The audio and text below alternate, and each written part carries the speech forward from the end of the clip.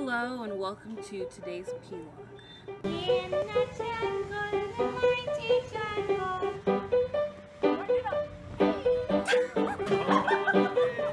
No, ma'am.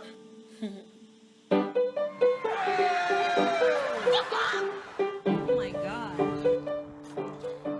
I'm not going mad, I'm pretty sure.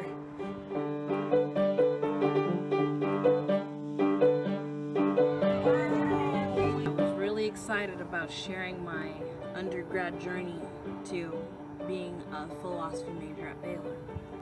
However, there have been a change in plans. I've changed my path.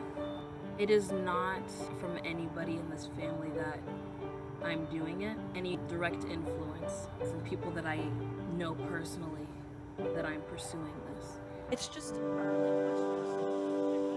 I remember when I had my change as well, I began to question if I'm at school for the right reasons. Am I really to be a math teacher? Is that really doing God all the glory? Should I change, majors? Because at the time, going to college was the only option. So if I'm changing my life, maybe I should just change my major. A lot of people were discouraging me from that. They said, no, you need to be able to make a stable income somehow. So you could be a math teacher, and then you're also a youth pastor or something like that. So I continued being a math major. I registered in math classes. On January 7th, that was the night before I was going back to school for the spring semester. I was talking with my dad because at the end of the fall semester, the report said I got a 0.9 GPA. Yeah, I failed a lot of classes. In that moment of just being told you really need to take your education seriously, I was still confused about what I was doing there. I didn't know if not only math was the path for me, but is Baylor the path for me? Is being a teacher and going through all of this, is that the path for me? And I was like, God, if this is what it is, please say it now, because I'm stressed. This family is stressing me out. My dad, our relationship, there's a lot of strife. I just said, I want to glorify you. So just let me know. I closed that journal. About 5 minutes later, thoughts come to me, and I start writing again. And I say, I'm hearing YouTube or radio. Is that you? Please confirm. Thanks. Close it again. Then, once again, I open it, and it's like, okay, I'm getting something like conversations that you want me to have conversations with people. All right. If that's you, please confirm. So then, fast forward, it's January 17th. I'm talking with my roommate. We talk a lot, by the way. But, at the time, we talked a lot. Anyways, we talked about something. And she said something like, I wish other people could hear our conversations, or something like that. And in that moment, I was like, oh my goodness. This was exactly what I prayed about 10 days ago. So I go to my journal trying to see if that's right. And as I'm looking, she gets a phone call, or she's with somebody, I don't remember. So I go out to Penland. I get my Dr. Pepper. And I remember because that's all I went to get. All I got was a Dr. Pepper. And I started journaling. Talking about how 10 days later, I'm getting confirmation about, conversations. And then at the moment when she said conversations, YouTube dropped in my head. And sometimes I wonder, is it because I watched a YouTube video before that YouTube comes to my head? I was like, this is exactly what I prayed about. Wow, thank you, God. Then fast forward again to January 22nd, 5 days later. I'm supposed to be studying with someone in my Christian scriptures class who was, I don't know if she still is, but she was, what's the word, agnostic. Yeah. She said she grew up Methodist. Right now, she's agnostic. I was supposed to meet up with her about studying for Christian scriptures. But that day, before I was supposed to meet with her, I was having a conversation with my roommate because she was confused why I wasn't posting so much. And I was like, I am posting on Instagram. And she was like, well, I don't see your post. And I was like, oh yeah. And I remembered that I did that unfollowing spree. Well, what I didn't do just unfollow. I am not someone who likes people following me if I'm not following them. So I do the soft block. I forced the unfollow on their end. I just remembered that I don't want her following me. It was like, and this tends to be the culture for most kids still that I follow now, where they follow my account and I follow them, and they don't like any of my stuff, even though they'll be on Instagram, which is fine. It's not that big of a deal to me. That used to be a big deal to me, and I couldn't stand people following me that don't like my stuff. Now it's like, okay, that's fine, that's how people are, but there's only one person that it bothers me about because it's just him, and I'm gonna leave it like that.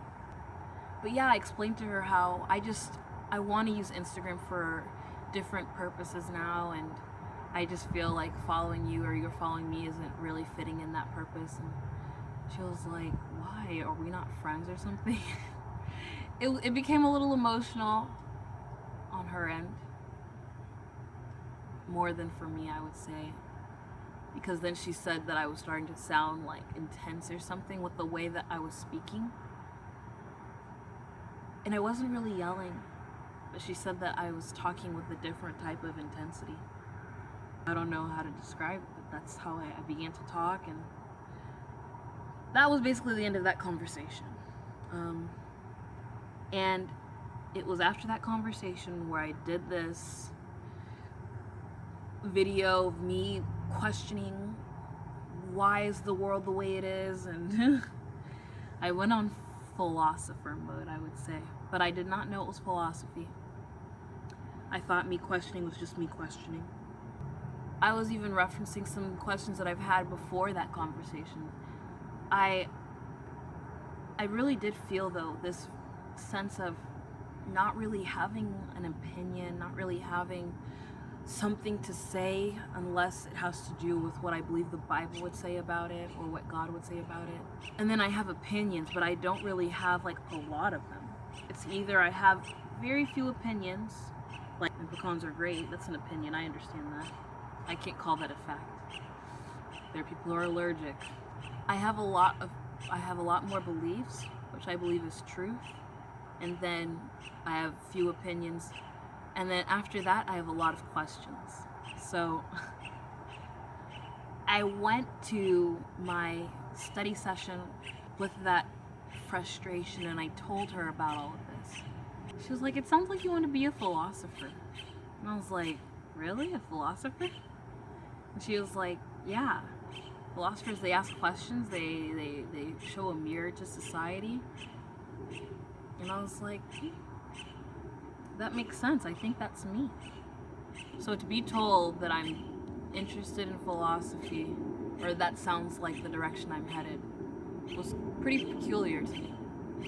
I realized that once again, that was 15 days, another perfect, DESA segment, just 10 or 5 or whatever. Now here's the craziest part. It's February 7th.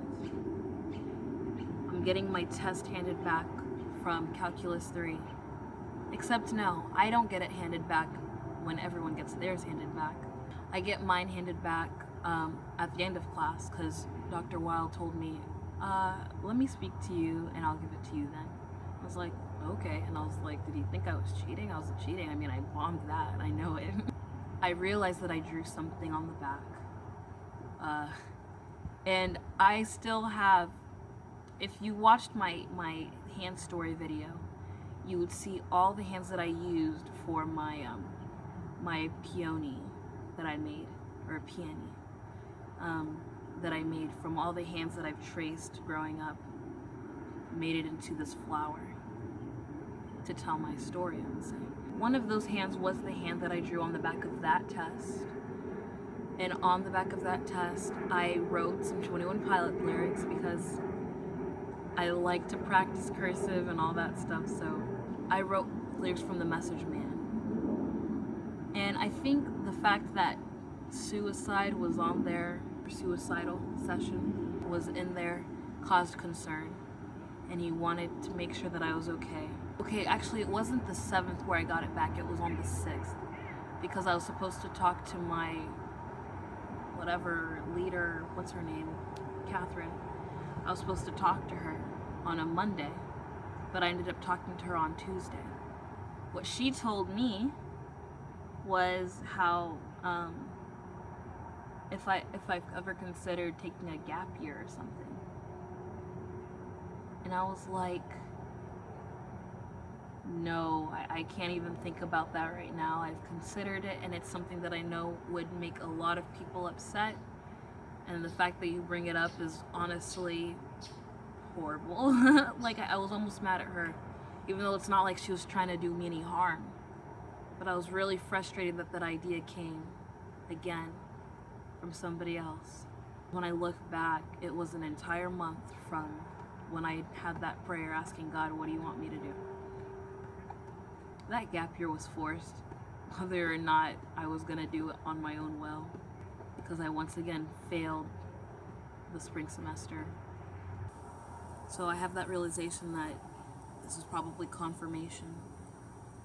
But I seek people, you know, I ask them, what do you think I should do? Do you think I should take a gap year? And they're like, no, it might not be good. But the funny thing is I would have conversations with these people about how doing something for God may be the opposite of what man would expect or man would suggest. But after every single one of those conversations, I would bring up, okay, it's funny you say that. I'm actually thinking about taking a gap year. What do you think? They would say, oh no, you shouldn't do it. One of them, who's my life group leader, her name is Abby. She prayed with me, and she said that God showed her a picture of me going one way, or no, I think it was me looking at like a crowd or something, and that like God was good with it or whatever. Like that's what God sees you doing. Still, shouldn't take a gap year. It was a very frustrating week because it was from like Tuesday until Friday, and on Saturday, February 11th, I had an event to put on for a philosophy neighborhood. I was supposed to present Fantastic Mr. Fox. It was a very frustrating week. On February 10th, I went to a worship night with my life group section, I guess you could say. We went to a different house, and I was not even in the mood for worship. When I was texted or called, asked if I want to go still, I was like barely in the mood. I was like, I shouldn't stop praising God, you know, just because I'm frustrated with life. So I went, and I was sort of to myself. I was looking around the house. I thought it was pretty cute. But I was always just to myself. And whenever they would say, okay, we want you to pray for this, we want you to pray for this, because someone was going out to do ministry in Turkey, I think. I was not praying for them because I knew that my heart wasn't there. So I was praying where my heart was, which was, what does he want to do with my life, you know?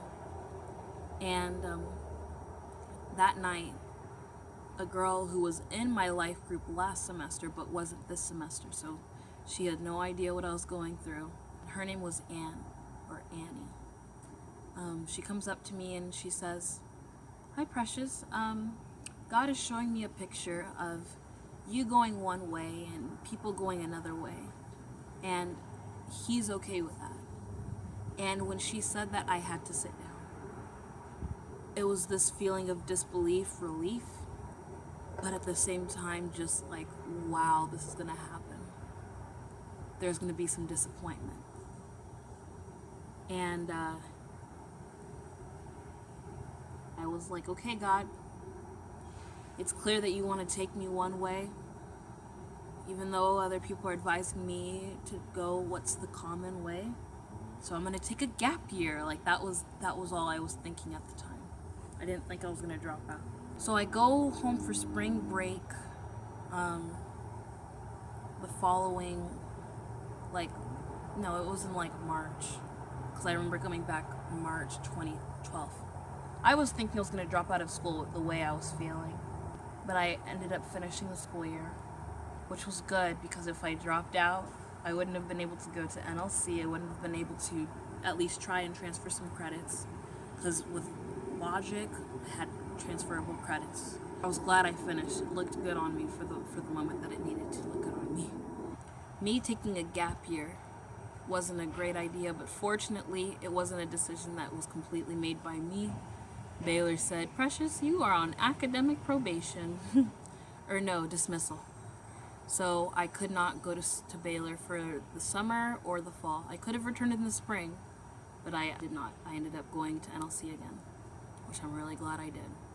I went to NLC. I met an amazing professor from my fall semester. His name was Dr. Sadler.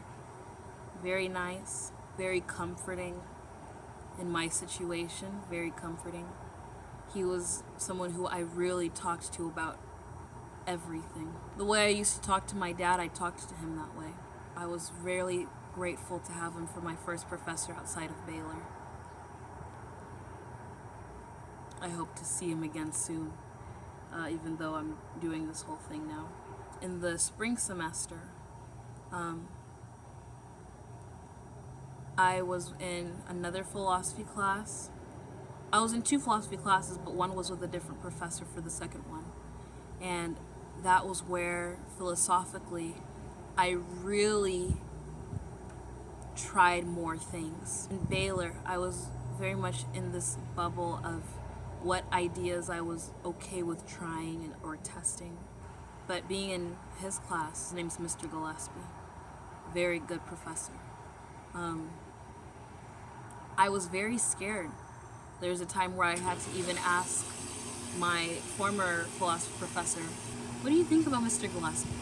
And Mr. Gillespie knows about this. Dr. Sadler said, "I respect this man. He's a good professor. You should take him." And I was like, okay. And it was after he said it that I had full trust. But before then, I was very scared of taking his class. Then I was in philosophy club. I was a secretary, but I was doing a lot more than a secretary. I was basically being a secretary and vice president, because we already had a president. Oh, and working with him is what gave me the idea to use notepads like this. This is the part that I finally wanted to get to, an hour and a minute 46 seconds into this raw video. It was after almost a month of being in Baltimore that I came to the decision that I need to quit school for my career. But here you can see the date, because I always sign off my journals with the date as well. I was on a walk. I was on a walk to see the sunrise. So I love to see the sunrise. I love to see the different colors that come about. I love to see the silver linings. I love that. And I wanted to see it again, because it's been such a long time since I've had to wake up early, not having to go to school for the summer. There was no reason for me to be up early, but I was like, I want to see the sunrise. It is beautiful. On my way to seeing the sunrise, I saw a rock. It's very sparkly, and I picked it up. But I continued my journey. I saw the sunrise. Then, oh, there's something I missed. Let me start over. I am walking. I'm on this walk to see the sunrise. And I was supposed to go with my cousin, but she was tired. And I'm not someone who likes to insist. So I just let her sleep still. I'm walking. I see this rock. It's very sparkly, beautiful, inspiring. And as I'm walking with that rock now, I see a bunch of other rocks in this pile. And I'm like, oh, I should put this rock with its friends. But I didn't put it in the pile. I just put it there so I could see that that was the rock. Even though it wasn't completely the same, but It was just it was similar enough to where people would think that that rock belongs there too. Continue walking now. I see the sunrise, and it's beautiful. I enjoy it. I soak it in a little bit. Then I walk back to the apartment. And as I'm walking back, I realize I'm taking the exact same path. And it's like, oh, the rock, still there. And you know what? I enjoyed the sun just as much as I would have whether or not I had it. And I didn't have it that time. That's when I had my epiphany. I was like, is there a rock that I'm carrying unnecessarily that is almost a distraction from me really looking for the sun? The sun being God, the sun being Jesus, the sun being the glory of heaven. I was trying to figure out, what is that rock? I even asked if it was this YouTube channel. If it was philosophy, because at a point it was in the spring semester of 2018, last academic semester. I was putting philosophy before God in many ways. I really had to question, what am I doing? I call it now a spirit of Gideon. I can elaborate on that later. I knew it wasn't philosophy anymore because that moment I had before pretty much scared me enough. So I was like, okay, is it school or is it this YouTube channel?